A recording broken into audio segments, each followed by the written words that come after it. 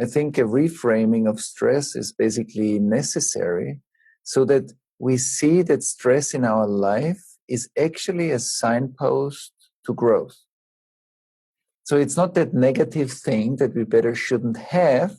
It's something that we need to relate to in ourselves, in our companies, in our institutions. It's something that we need to relate to and understand in its depths, because I believe that always in the depths, there is a pearl of growth.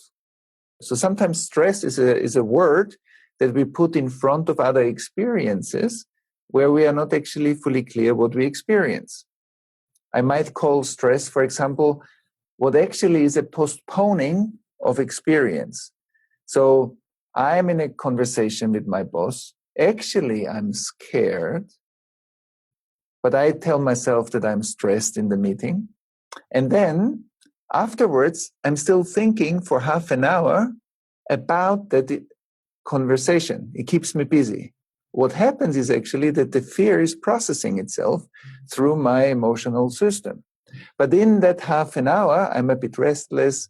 I'm not fully able to be present with other employees or other colleagues at my work.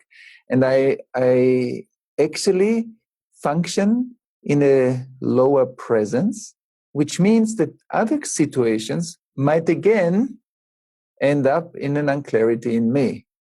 Often in stressful situations, we will find out that resisting my experience is a big part of the stress that I feel in the experience.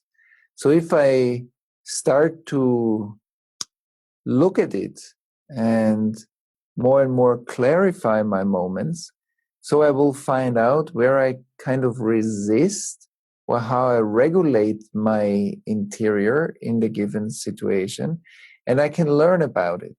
So I'll become a human being that is naturally interested in a kind of a self-development or a development of my life.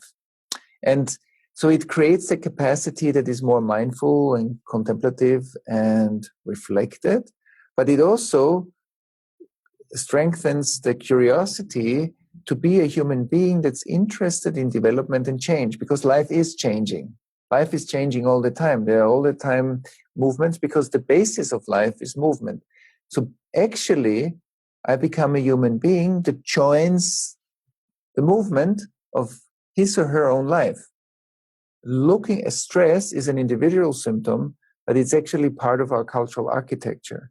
So if more and more people will start to look at stress in a creative, constructive, and integrative way, we actually transform our society.